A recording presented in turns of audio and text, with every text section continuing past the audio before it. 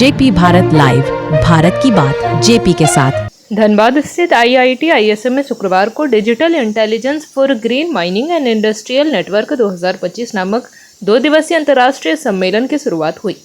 Golden jubilee lecture theatre में दीप प्रज्वलन कर कार्यक्रम का उद्घाटन किया गया। यह सम्मेलन 12 से 13 सितंबर तक चलेगा। इस अंतर्राष्ट्रीय सम्मेलन में देश विदेश से आए विशेषज्ञ, उद्योग प्रतिनिधि, शोधकर्ता और छात्र छात्राएं शामिल हुए। मुख्य अतिथियों में professor Rajiv Ganguly, doctor Pedram Masoudi, professor DC Panigrahi, professor Neelima Satyam और प्रोफेसर आलोक पोरवाल उपस्थित रहे।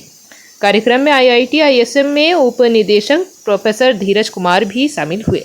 सम्मेलन में विशेषज्ञों ने ग्रीन माइनिंग और इंडस्ट्रियल नेटवर्क्स के लिए डिजिटल तकनीक की भूमिका पर अपने अपने शोध व आंकड़े साझा किए। साथ ही टिकाऊ खनन, पर्यावरण संरक्षण और स्मार्ट इंडस्ट्रियल समाधान पर विचार विमर्श हुआ। माइनिंग विभाग की प्रोफेसर एनीमिया सिन्हा ने कहा कि खनन क्षेत्र में डिजिटलीकरण से उत्पादन क्षमता बढ़ाने के साथ साथ पर्यावरणीय प्रभाव को भी कम किया जा सकता है। वहीं मुख्य अतिथि जयदीप दास गुप्ता ने कहा कि खनन क्षेत्र में टिकाऊ विकास तभी संभव है जब हम डिजिटल तकनीक को व्यावहारिक स्तर पर अपनाएं और उद्योग जगत के साथ मजबूत साझेदारी करें। इंटरनेशनल कॉन्फ्रेंस पर पहुंचे हैं, क्या इसमें जो ग्रीन माइनिंग में आई कितना टेक्नोलॉजी से कितना बेहतर हो सकता है?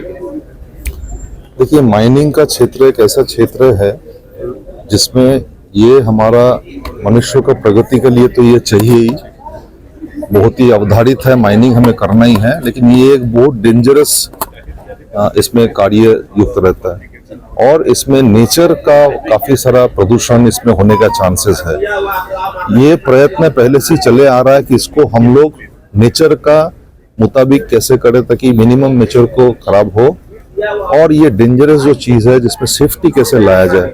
तो इसमें इस बार जो कॉन्फ्रेंस यहाँ IIT ISM आयोजित किया है, specially digital intelligence for green mining and industrial network, मतलब इसमें आजकल का जो नया डिजिटल आप लोग सुने होंगे, मशीन लर्निंग, आर्टिफिशियल इंटेलिजेंस, जितना भी डिजिटल प्लेटफॉर्म का उपयोग करते हुए इस प्रदूषण को रोकने के लिए, नेचर को ठीक से चलाने के लिए और सेफ्टी लाने के लिए इसका इस्तेमाल से काफी लाभदायक होगा। तो यहाँ जितने भी बाहर से आए हैं पेपर्स प्रेजेंट करेंगे, एक दूसरे से सीखेंगे, एक क्या कर रहा है वो जान करके दूसरा जाएगा, तो इससे माध्यम से ये और प्रचार प्रसार होगा। इसका डिजिटल इंटेलिजेंस से जॉब बढ़ेगी ऐसा घटेगा? जॉब से इसका कोई मतलब नहीं है। जॉब देखिए, माइनिंग करने के लिए तो में आदमी चाहिए ही, ये आदमी स्पेसिफिक जॉब है और आदमी और भी लग रहा, माइनिंग प्रसार बड़ा हो रहा। डिजिटल उस काम को आदमी को करने के लिए और सेफ बनाएगा, नेचर का प्रदूषण को और रोकेगा। इससे खनन उद्योग में कितना फायदा होगा? खनन उद्योग में अभी आप लोग सुन ही रहे हैं कि हम अपना देश को आत्मनिर्भर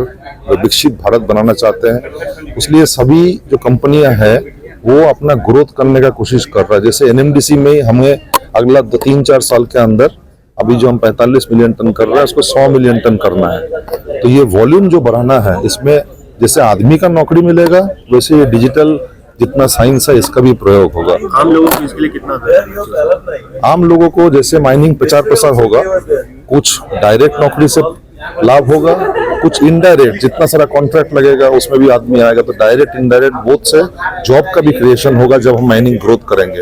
लेकिन ग्रोथ करने के लिए इस तरह का प्लेटफॉर्म भी चाहिए, तभी हमें DGMS या जो हमारा सेफ्टी देखते हैं वो हमें अलाउ करेंगे उस तरह का ग्रोथ करने के लिए। कार्यक्रम को हिंदी में आप सभी को नमस्कार। जैसे कि आप देख रहे हैं, माइनिंग जो पहले हम लोग मैनुअल करते थे वो ग्रेजुअली मैनुअल से मैकेनाइजेशन की तरफ बढ़ा और ये बात हम लोग करते आए हैं पिछला कुछ सालों से।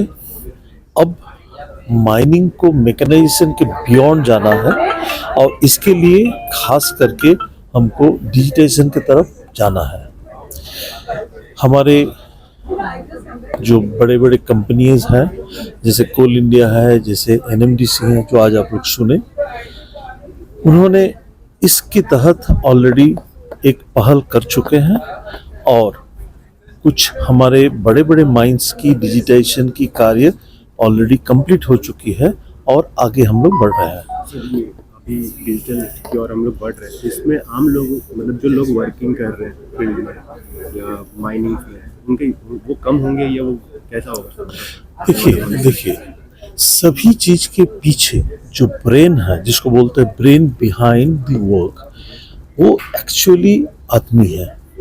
क्योंकि हम डिजिटाइज तब कर सकते हैं जब डिजिटाइजेशन करने वाला कोई हो, और डिजिटाइजेशन करने का मतलब ये है जो हम डेटा पहले 2-4 डेटा से काम चल रहा था, अभी हम एक डेटा का सोर्स लेना चाहते हैं जिसको एनालाइज करेंगे, उसकी यूज करेंगे और हमारा सिस्टम की एफिशिएंसी को इम्प्रूव करेंगे। इसमें मैन पावर कटौती या मैन पावर बढ़ोतरी की बात नहीं हो रही है, ये बात उठ रही है सिस्टम को मैकेनाइज करना। मैन पावर जो कोल इंडस्ट्री में लग रहा है वो लगेगा और बढ़ेगा भी, क्योंकि डिजिटाइजेशन जब आ रहा है तो बढ़ेगा भी। तो इस तरह आप लोग को एक मैं सूचित करना चाहता हूँ कि हमारे प्रयास जो है आज के दिन में, जो हम अपने माइंस जिसमें अधिकतर जोखिम भरा जगह में काम कर रहे हैं, जब हम मैनुअल से मैकेनाइजेशन पहुंचे तो हमारे सेफ्टी की ये बढ़ा। अब जब डिजिटाइजेशन की तरफ बढ़ेंगे तो हम और माइंस को सेफ कर सकेंगे। जैसे कि आप जानते हैं जो देश की प्रोडक्शन की रिक्वायरमेंट दिन प्रतिदिन बढ़ती जा रहा है, चाहे वो कोई भी कारण हो। हमारे देश में आज कोयले की जो प्रोडक्शन लास्ट ईयर हुआ था वो आप लोग सभी लोग जानते हैं 1 बिलियन की आंकड़ा पार किया। इस साल आने वाले 5 साल के अंदर हम लोग की जो प्रोग्राम है उसमें 1.5 बिलियन पार करने की है और कोल इंडिया को 1 मिलियन पार करना है। तो इस हालत में जब हमको इतना प्रोडक्शन की जरूरत है तब हमारे माइंस खोलेंगे, मॉडर्नाइजेशन होंगे, मैकेनाइजेशन होंगे, आदमी चाहिए। ये बिना आदमी में कोई काम नहीं हो पाए। सेफ्टी की बात करें तो सर डिजिटल इंटेलिजेंस कितना कारगर है इस पर? देखिए, यदि मैं सेफ्टी को पहले से प्रिडिक्ट कर सकूं, यदि सेफ्टी को पहले से मैं बता सकूं जी यहाँ पर डेंजर है, और वो डेंजर है कब बताऊंगा? जब मेरे पास डेटा रहेगा, और ये डेटा का ही सोर्स है हमारा डिजिटाइजेशन।